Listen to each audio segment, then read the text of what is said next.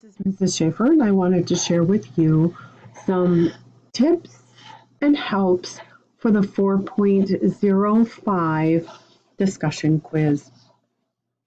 And in this discussion quiz, we are taking and applying the information we have been learning in the lessons 4.01 through 4.04. So if you need help with any of that, then for sure see the 4.05 recording where we go through this in detail, but also consider looking at lessons 1 through 4. You can always use your notes to help you with this discussion, and of course, the word wall. This is found in the Unit 3, Chapter 4, under Lesson 4.05. And there is a resource where you can look at the quiz questions to help you out into your content. You're going to go into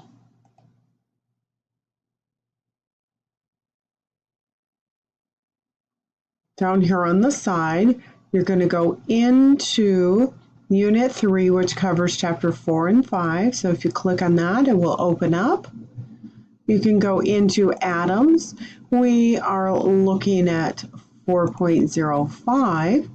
So once you click on that, it will focus in on everything there.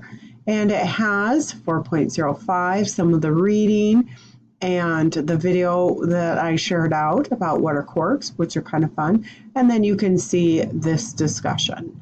So if you click on this is the quiz that you'll be taking, but you can preview the quiz and take notes on it right here. You can see the questions. So you can go through and help yourself to make sure you're understanding everything that you need to. All right, but before we do that, we're going to review some of these ideas. These ideas will be similar to something that you're going to see on the 4.05 discussion. And that is making sure we understand the atomic mass and the atomic number idea. And if you'll remember, we did this in class, build an atom. You can find this on the word wall. This is a snip from the word wall. Just click on this, open it up, and practice if you're struggling. There's no problem whatsoever for you to go in and do this and help you out. So we have to figure out how to determine the atomic mass. You'll see on here we have the nucleus, the whole part right here, and inside the nucleus, the nucleons, which are protons and neutrons, and then you see the electrons orbiting around. So that information could all be used to determine the atomic mass. But what do you need? That build an atom or your notes will really help you. Remember that in this we talked about how to build a neutral and a stable atom. We learned that neutrons can be different and still be the same element, but protons can never change without changing the element name. So go in and check that out. Make sure you have a really good understanding of this, and make sure you know how to determine the atomic mass, which you will find listed on the word wall. Right there is a beautiful picture to help you answer that question. And I believe the atomic number is listed right there along with isotopes. And that is what the 4 lessons we've covered about already are related to. That word wall has a tremendous amount of information. The key part is that you want to be reading clearly and closely. So you see that this question says mass. This same picture says what is the atomic number of the element. This kind of goes along with the Google quiz that you did on Friday, that sometimes we use the same picture but just change one word, and that changes the answer. So how do you figure out the atomic number? Check out the word wall. And then it asks you which one of these statements is correct. You don't have to worry about these initials. In this case, if the numbers are correct, the initials or the abbreviation will be. It won't matter which one of these. What you need to determine is how to read this chart or this symbol. And look, the word wall will help you out. Again, if you had missed the class session or if you need a refresher, that word wall would be there to help you. So to answer this question, you need to know the atomic number and the atomic mass, and you're given not all of that information, but part of it. So you'll have to do a little bit of calculating to determine which of these is the correct choice. The next thing, we have this idea: sulfur 32, sulfur 33, sulfur 34, sulfur 36. Each one of these is different.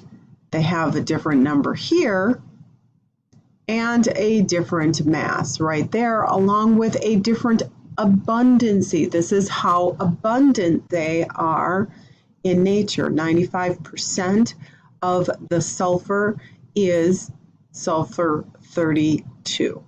So there's sulfur 32, 33, 34, 36. How are they the same? Think about how to determine what the atomic number is and the atomic mass. So to help you do that, have a periodic table.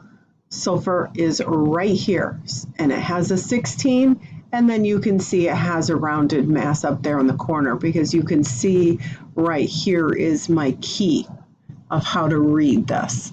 So if you're ever stuck and you're looking at a table, look for the key, because it's usually there. So I have the atomic number, the element number, the symbol, and the relative atomic mass right there. So 16, we know there are 16 protons. All right, we know that the masses are different. What makes the atomic mass different? And then here, is there any differences between the electron? It says stable, and we're going to assume neutral unless it tells us differently. So what does that tell us about the electrons, the neutrons, and the protons? Which are the same and which are different between each of these? That's what that essay question is going to ask you about.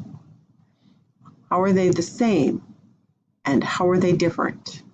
There's two things that are same and one thing that is different besides the masses, because we can see that the masses are different. All right.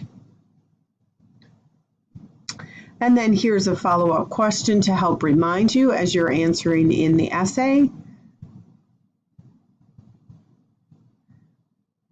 We're using a lot of the same information. We've practiced these ideas. Think about what they have in common and how they are different from each other. I hope this helps you as you go through and check your feedback and look through the material. Please be sure to master this. If you have any questions or concerns, email, come to help sessions, come to tutoring, come to office hours so that you can get the help you need. Because the help is there. Just reach out for it. Don't do this alone. And then remember our incentive for taking the interim assessment 3 on time and carefully. Have a great day. We'll see you soon.